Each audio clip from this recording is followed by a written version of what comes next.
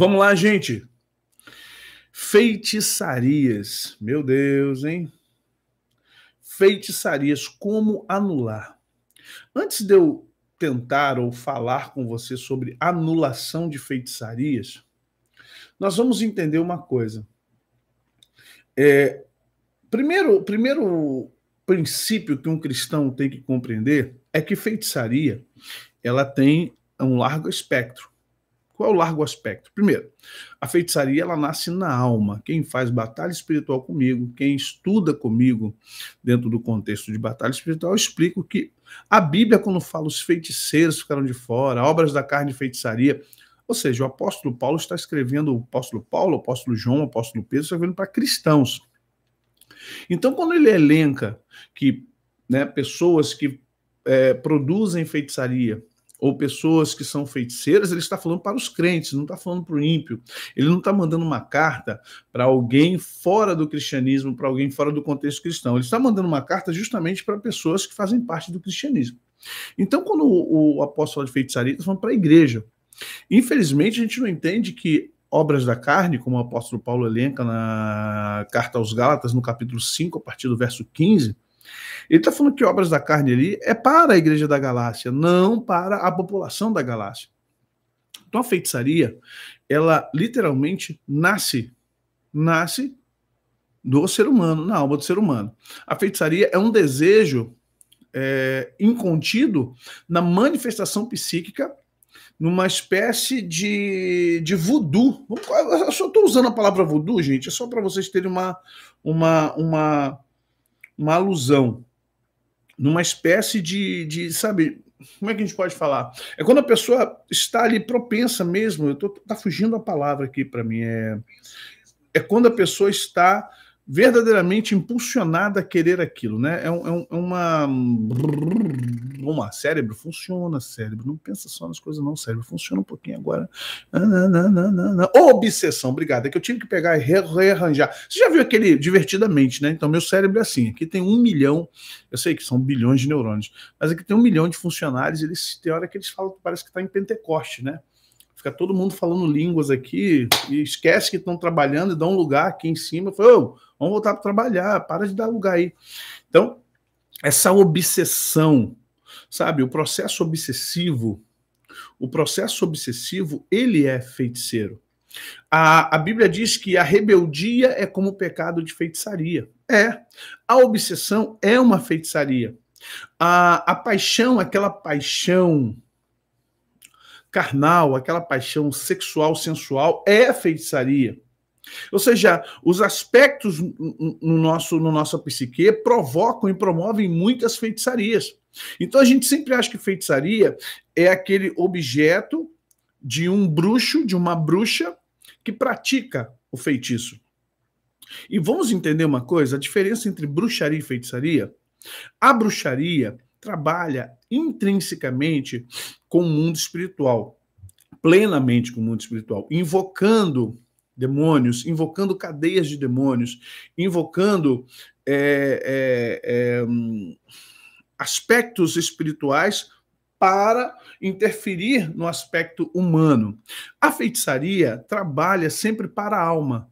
Então, quando você vê pessoas dizendo assim, eu faço um trabalho de amarração, eu faço um trabalho para trazer seu amor de volta, eu faço um trabalho para derrubar seus inimigos. Então, o feiticeiro, ou o bruxo que faz feitiçaria, ou o feiticeiro, ou a pessoa que pratica feitiçaria sem saber que está praticando, ela sempre estará mandando esse tipo de energia para a alma da pessoa, contra a alma da pessoa.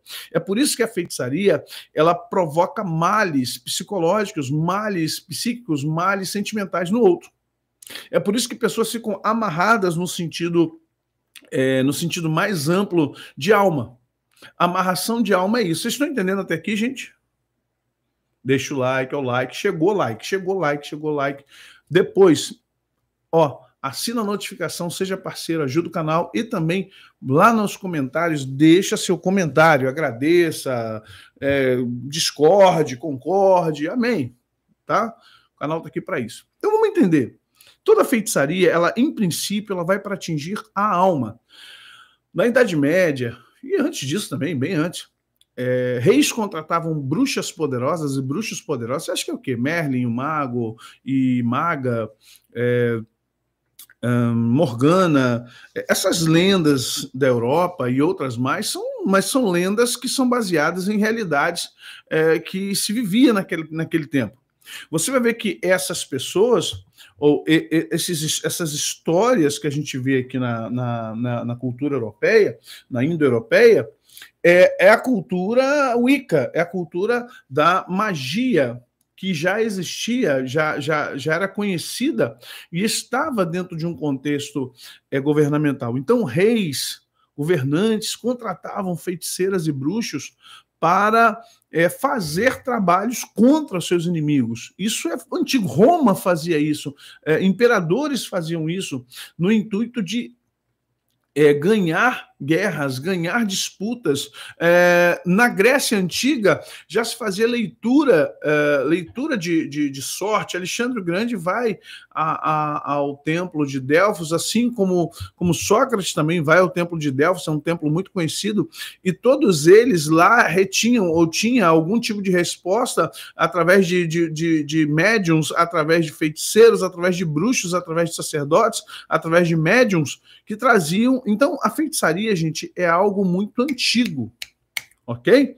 O que ocorre hoje é que, como nós, cristãos, temos um problema sério, nós temos um problema sério, o cristão tem um problema sério, dentre muitos, né? Mas um dos problemas mais sérios do cristianismo é a chamada arrogância. Por que arrogância? Porque nós vivemos, nós cristãos, vivemos assim, ó, o importante é saber de Jesus, o resto é resto. O resto é resto até quando sua filha vai para a homossexualidade. O resto é resto até que seu marido saia de casa e vá procurar um amante. O resto é resto até que seu filho seja cooptado por uma cracolândia.